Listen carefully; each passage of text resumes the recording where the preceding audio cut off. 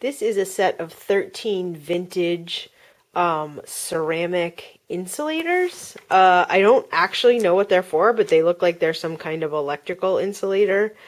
They're Johnson brand. I just thought they looked cool. I don't know what they're for. I found them in a box of hardware like screws and nails and stuff, so I just described them the best I could, and someone bought them for 20 bucks. This is a picnic backpack. It's called Picnic Time. It opens up and you can see inside it's got like a picnic blanket, a little thing to put either water or wine in, and then I think there's utensils in here, and it sold for $60. This is a set of new in the box IKEA Capita legs for a desk or a table. They just screw on to whatever piece of furniture you have. And they sold for $30. This is a vintage 1967 Campus Queen lunchbox. It's pretty messed up. You can see it's rusty. If they're in better shape, they go for a lot more money. But this one sold for 30 bucks. This is a vintage Hello Israel 22 basic Hebrew letters. It's kind of gold and silk screened. It's a t-shirt. It's from Israel. I thought it was very funny and cool. And it sold for $25. This is an Outdoor Products extra large nylon duffel. It's 38 inches long, so it's definitely big. And it sold for $60, which is a great price for a duffel. This is an 8-inch Lodge cast iron skillet, vintage, made in the USA. I had it on sale because I've had it for over a year, and it sold for $28. This is a vintage 1972 Mission Dolores Church of San Francisco. It's right next to the Mission Dolores Park. If you've ever been there, it's really beautiful. And I've had this plate for several years. It was on sale, 30% off, and it sold for $25. This is a Domino's pizza hat. It's got kind of a cool thing right there where it's got the logo there. And it sold for 20 bucks. This is a piece of equipment for people who are into ham radio. It's an atomic clock receiver. I really do not know what it does. But we bought it for less than $5 at a thrift store. It does not have the plug, but we were told that it worked. And you can buy the plug online from the company. And this sold for $96. This is a vintage hunting jacket. It's got some wear. We've had it for a couple years. So it's on sale, 50% off. It sold for $25. These are a pair of men's Bally moccasin style loafers. Very nice, nice leather. They are worn on the bottom, but still in good shape. And we took a best offer of $70. This is a vintage Minolta film camera. I've had it for a couple years. It's on sale, and it sold for $18. This is a vintage women's 100% camel hair jacket. Definitely retro. It has a bunch of wear and some like moth holes in it. I've had it for years, and it sold on sale for 20 bucks. This is a reproduction vintage Journey shirt, 1979 tour. It was probably made in the last like 10 years. But it's still sold for 25 bucks. And Jay found this on the street, in a bag of free clothes in New York City. This is a vintage wool and faux shearling lined men's jacket, American Jack. It's a great jacket. Although we've had it for several years, again, on sale, half price, and it's sold for $30. This is something I forgot to show before I packed it. This is a lot of 67 pieces of Stanley Roberts Crosspoint. I bought these all on eBay, 2 different lots, for $60 total. And I put them up for $199. I got a best offer of $150. So it's not too bad. I thought I would make more than that. I think I overpaid, but not bad. It did sell within a couple days, so $150. I also just packed this up by accident. This is a Pyrex refrigerator dish. It's olive green, milk glass. Very nice. I've had it for years, and it sold for a best offer of $20. This is a big old Sears Craftsman toolbox filled with parts to make model rockets. You can see this person was definitely a collector. You know, they have all these cool stickers and all these vintage rocket parts in here. There's some more cool stickers. Jay said he got this at a thrift store for like $5 or $10. You can see there's more rocket parts, stuff that's never been opened. Some stuff has been used. And I know that there are a lot of collectors out there for stuff like this. So I priced it high at $2.99 best offer. Immediately started getting offers. $100 from, you know, like $5 to $150. But I held strong with my price. Someone offered $200, and we said, you know what? We probably bought this for $5. So we were happy with an offer of $200. Lovely Ralph Lauren 100% cotton Yarmouth shirt, quite large, size 17. And it sold for $25. This is a vintage Pepsi Enamel Pin, or someone made it into a pin, something. There was this estate where someone had worked at a Pepsi bottling plant, because we found a ton of Pepsi stuff, just hats, keychains, pins, all kinds of stuff, pencils. And this is one of the things that we got, and it sold for $20. This is a set of 3 vintage brushes from this brand called the Thomases. They are like men's hairbrushes, I believe. I'm not quite sure what this one is. But this also says the Thomases. And the cool thing about these brushes is they are Bakelite. I tested them, and this one's butterscotch, and this one's kind of a dark cherry red. And so that makes them more valuable. I sold these all together for $40. This is a handmade mug made out of like earthenware. It says Browntown, Virginia, God's country. It's a town that's a few towns over from us. And the guy who wanted to buy it was in Browntown, and he kept wanting to come pick up the mug instead of paying for shipping. And we're about a 45-minute drive one way from Browntown. So we kept saying, you know, it's actually going to be cheaper for you in gas and in time, and our time to, you know, meet up with you or make sure we're home, etc., just to pick up this mug. I mean, furniture is one thing, but a mug is another. And he, you know, for months, he kept like asking us, and we just ignored him. And I finally put this on sale for 30% off, and he bought it.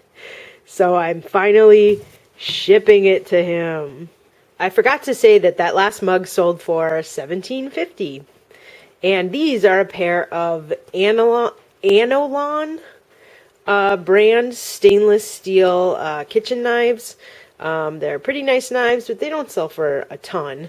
Although this pair sold for $40. This is a small zippered soft case by Colpin. It's for a gun. And it sold for $36.99. And it's faux leather. So that's a great price for a little faux leather soft case. This is a set of souvenir brass buttons, navy brass buttons, sold by some Navy Museum, U.S. Navy Museum. They're definitely cool looking, definitely vintage, and they sold for, I'm very surprised to say this, $25. So that is a great price for a few buttons. These are a set of 8 mini like jello molds or ramekins. I think they're aluminum, but they're copper colored. They're so cute. And they sold for $40. Nice price. This is the famous Fiat Hubcap from Jay's actual first car.